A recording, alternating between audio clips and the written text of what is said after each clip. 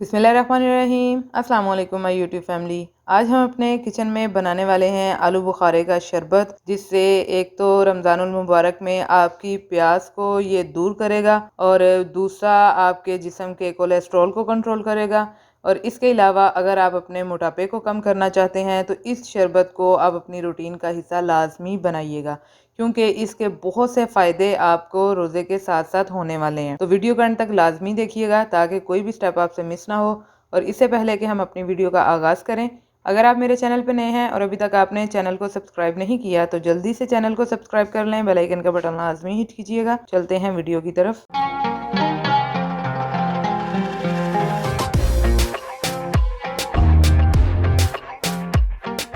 बिस्मिल्लाहिर्रहमानिर्रहीम। तो आलू बुखारे का शरबत बनाने के लिए यहाँ पे हमें चाहिए 250 ग्राम गुड़, 1 टेबल स्पून भर के इसमें तुख मलंगा जाएगा।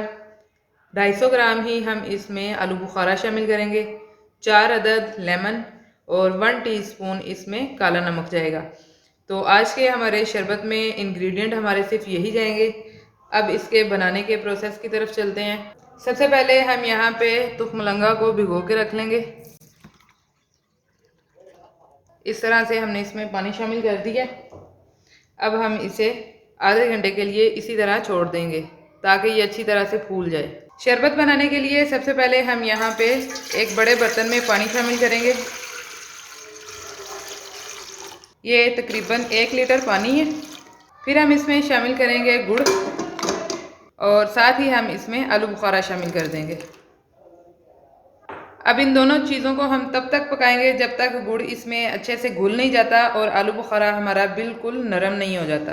और इस शरबत को आपने मीडियम टू लो फ्लेम पर ही पकाना है, हाई फ्लेम पर नहीं बनाना।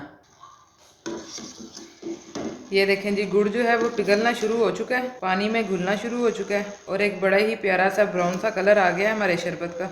तकरीबन 10 मिनट तक हम इसे इसी तरह पकाते रहेंगे ताकि इसमें जो हमने आलू बुखारा शामिल किया है वो भी अच्छे से नरम पड़ जाए और उसका टेस्ट पानी में अच्छी तरह से निकल आए।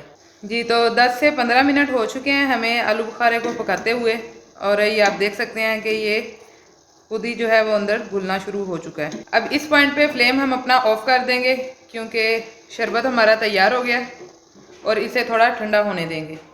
जी, तो आलू बुखारे का शरबत ठंडा हो गया हमारा। अब इस पॉइंट पे हम इसमें से गुठलियाँ निकाल लेंगे और इसे जग में डाल के अच्छी तरह से ब्लेंड कर लेंगे। सर्विंग के लिए सबसे पहले हम यहाँ पे ग्लास में बर्फ़ शामिल करेंगे। जितना शरबत आपको चिल चाहिए उतना आप इसमें आइस क्यूब्स शामिल कर सकते हैं। 1 टेबल स्पून लेमन जूस, 1 चुटकी हम इसमें काला नमक शामिल करेंगे। तकरीबन 1 टेबल स्पून ही हम इसमें तुख मलंगा शामिल करेंगे और फिर हम इसमें अपना शरबत शामिल कर देंगे। तो आज की हमारी आलू बुखारे के शरबत की रेसिपी मुकम्मल हो चुकी है। मैं उम्मीद करती हूँ कि आपको हमारी आज की रेसिपी पसंद आई होगी। रेसिपी पसंद आई हो तो लाइक कीजिए, शेयर कीजिए, कमेंट बॉक्स में अपनी राय का इजहार लाजमी किया करें। मिलते हैं इंशाल्लाह अपनी नेक्स्ट रेसिपी नेक्स्ट वीडियो के साथ। तब तक अपना बहुत सा ख्याल रखिएगा, दुआओं में याद रखिएगा। अल्लाह हाफिज़।